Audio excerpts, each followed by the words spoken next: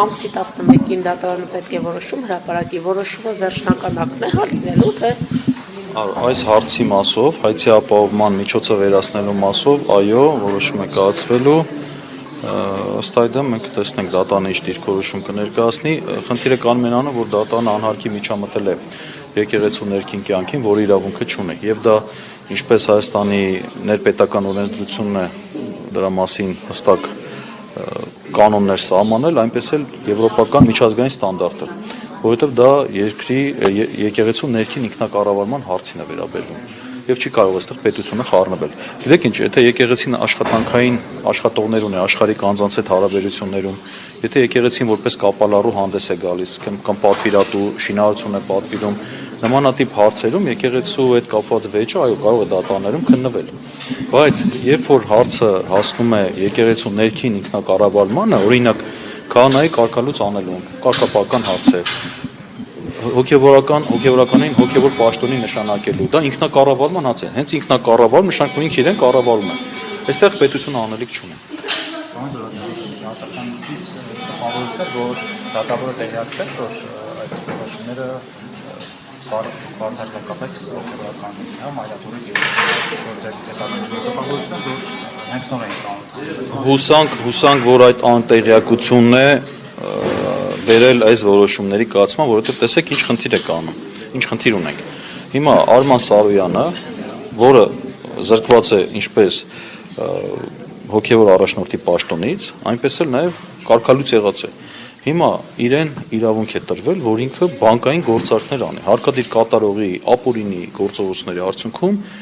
նա բանկային գործարք է կատարում։ Հիմա պատկերացրեք, այդ ապահովման բանկից հայ առաքելական սուբյեկտի դա որ դատարանը կիրառել է, որ պետք է օգտվի նաև ֆինանսական։ Դե տեսեք, հիմա որոշակի մեկնաբանություններ հիմա չանեմ դրա հետ կապված, բոլոր դեպքերում դատանի որոշման հիման վրա հարկադիր կատարողի գործողությունների արդյունքում Արման Սարոյանը, որ այս բան ոչ պաշտոն ունի, ոչ էլ հոգևոր կարգավիճակ, հնարավորություն ունի բանկի ֆինանսական միջոցները կառավարի։ Հիմա պատկերացրեք, եթե վաղը այս հարցով ինքը պարտվի, լավով է պատասխան տալու այդ ֆինանսական կորուստների համար։ Սա շատ լուրջ խնդիր է, որը դատարան այս Պանդորայի արկղը բացելով ինքը լուրջ փաստի առաջ է կանգնացրել բոլորին։ Ընդ որում ես պատական չասեցի նաև դատական նիստի ժամանակ, որ ինքը պատմական քայլ է կատարել դատավորը։ Մենք երկար մի քանի դարերում նման խնդիր չենք էլ ունեցել, որ դատարանը ներխուժի եկեղեցու ինքնակառավարման կարգապահական տիրույթ։ Եվ հիմա տեսնենք ինքը ինչ կանի։ Բայց վստահ ասում եմ, որ սա իրոք պատմական քայլ է եւ վստահ եմ, որ բոլոր ապօրինություն գործողները պատասխան են տալու ապագայում։ Օրենքի առջև սա էլ ասեմ, որ այսինքն Արման Սարոյանի այս գործով է, չէ՞, ճիշտ ենք հասկանում, որ թե մասնացողի թեմում այս ընդհանուր process-ը խաթարված է, թե եպիսկոպոսները արգելք տրվեց նրանց վրա։ Այո, այս գործի պատճառով։ Այո, այս գործը առիթ է հանդիսացել եկեղեցու ինքնակառավարումը խոչընդոտելու համար, այս գործը առիթ է դարձել 6 եպիսկոպոսի եւ 1 քահանայի նկատմամբ քրեական հետապնդում հարուցելով նրանց մեղադրել ներգրավելու համար եւ այս գործը առիթ է հանդիսացել եկեղեցու ներքին ինքնակառավարման անդորը խախտելու համար։ Պարոն Զոհրաբյան, ինչպես է ստացվում, որ հոգևոր խորհրդի անդամները քրեական գործի առաջին կանգնում, մեղադրանք է առաջադրված լինում, բայց վեհապարի նկատմամբ, որը այդ որոշումը ըստ իրավապանների ապօրինի է կայացած, որևէ քրեական հետապնդում չկա։ Ուզում եմ հասկանամ ձեր հարցը առաջարկեր քննչական կոմիտեին։ Չէ, ուզում եմ հասկանալ հոգևոր խորհրդի անդամները 6 սրբազաններ, եպիսկոպոսներ մեկ քանա անցնում են, բայց որոշումը ըստ ամենայնի կայացրել է վեհապարը։ Տեսեք, բազմաթիվ քրեական գործեր կան հարուցված, որոնցով նպատակ ունեն իրենք հասնեն մի վիճակի, որ վեհապար հայրապետի նկատմամբ քրեական հետապնդում հարուցեն եւ տանեն առաջ։ Եվ մինչև հիմա իրանք չեն կարողացել նման մի այնպիսի բան գտնել, որը օրինակ ինչպես Մանվել Գրիգորյանի Տուշոնկա օպերացիաներ, չէ, այսինքն փորձեն վարկաբեկել, հետո կալանավորել, որպեսզի հանրությունը այդքան խիստ ռեակցիա չտա։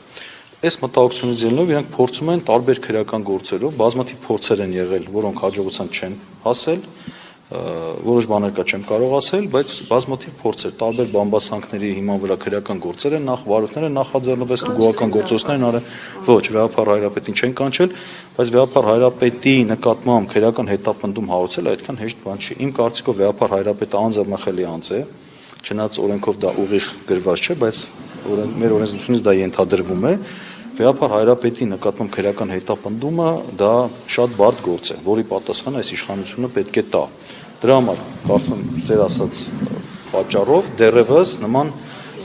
քայլ չեն արել, բայց իրենց երազանքն է դա։ Ուզում ասեմ, իրենք երազում են հասնել մի օր գա այդ օրը, որ իրենք վեհապար հայրապետի նկատմամբ քրեական հետապնդում հարուցեն։ Ազատյան կանգնող փոքր կանգա դատականին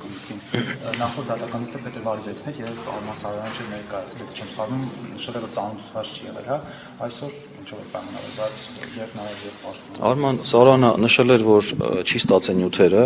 մեր միջնորդությունը դրա համար խնդրել էր հետաձգել։ Մենք դատանին նախորդ նիստին ապացուցեցինք, որ մենք նյութերը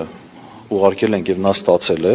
եւ նաեւ տվեցինք պոստային ծառայության այդ համապատասխան փաստաթուղթը,